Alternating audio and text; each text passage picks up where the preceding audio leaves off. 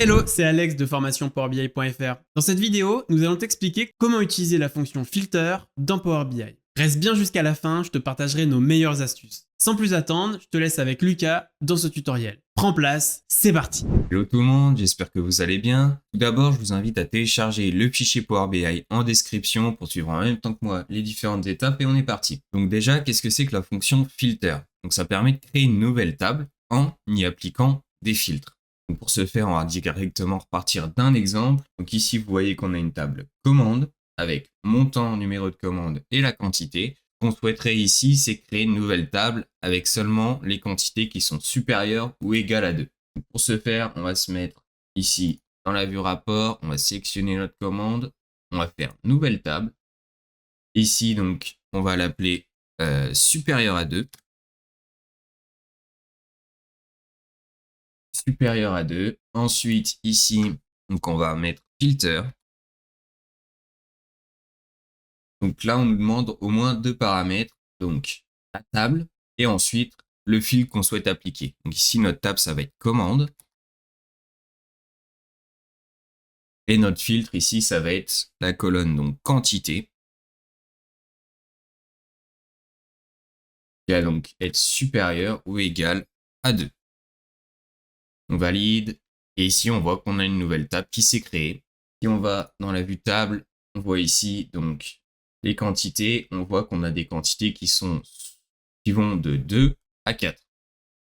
Donc, honnêtement, cette fonction, elle va être très peu utilisée. Si on souhaite effectuer un filtre sur une table, on va plutôt utiliser la fonction calculate, donc pour faire un cumul des valeurs selon une ou plusieurs conditions. Ou alors, on peut insérer directement un segment à appliquer donc à notre graphique qui va nous servir donc de filtre dans Power BI. Prenons l'exemple directement. Donc ici, on va insérer la taille, on va insérer la quantité. Donc ici, on voit l'ensemble de nos quantités qu'on a pu avoir sur chacune des tailles de pizza. Si maintenant, on insère donc un filtre sur nos quantités, ici, et que je sélectionne de 2 à 4, on voit ici qu'on n'a plus que les quantités de 2 à 4, qui simplifie beaucoup le travail. En plus, il faut savoir que donc, cette création de nouvelles tables, ça va donc multiplier le nombre de tables, et ce qui est vraiment pas du tout optimisé, et ce qui va aussi alourdir votre fichier.